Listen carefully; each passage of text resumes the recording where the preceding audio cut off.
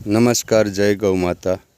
હમણે થોડાક દિવસ પહેલાં જ આપણા ગ્રુપમાં અઘેડા વિશે એક ભાઈએ મેસેજ કરેલો હતો કે અઘેડાના મૂળ સાપ અથવા વીસી ઉતારવામાં બહુ કામ આવે છે ને।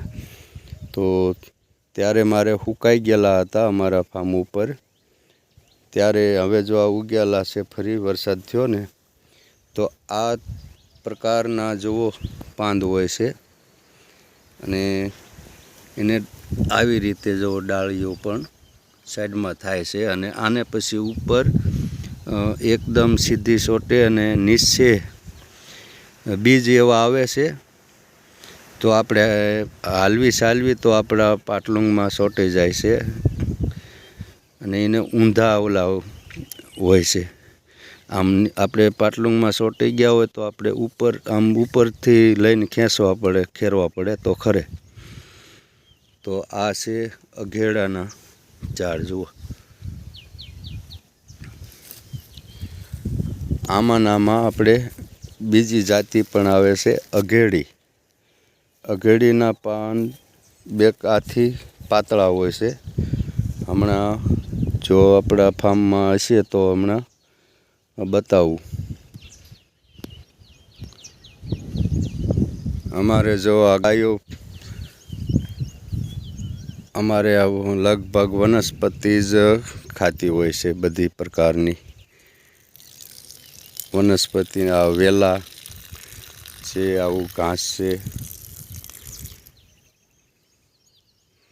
તો અમે આ સજીવ વાડ છે તો અમે અમારે ઝટકાના તારને બધું આ લીલું ચોમાસાનું અડતું હોય છે તો બેટરી ઉતરી જાય, એટલે તે માટે અમે આ ગાયો બાંધીને સારી દેવી છે।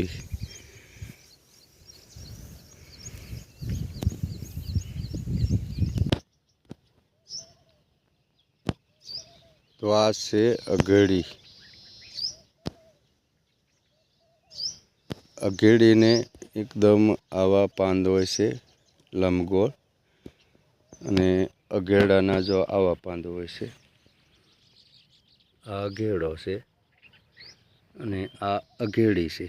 જો આને એકદમ સુંવાળા પાંદ હોય છે અને આને લીટીવાળા બેક પાંદ આવે છે જુઓ। પછી ફૂલથી ઓળખાઈ જાય છે, મોટો છોડ થાય એટલે આને ડાળ્યો થાય છે અને સફેદ લાંબા આછા ગુલાબી જેવા ફૂલ આવે છે।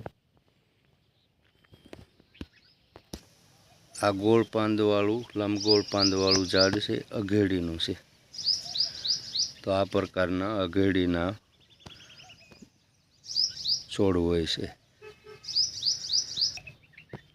જો આ અઘેડી, આના એકદમ પતલા લંબગોળ પાંદ હોય છે અને ડાળીઓ સાઈડમાં થાય છે।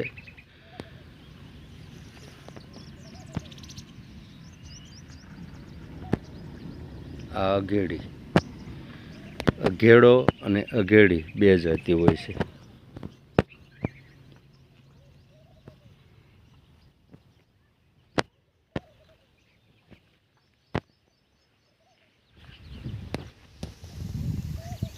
વંદે માતરમ, અસ્તુ।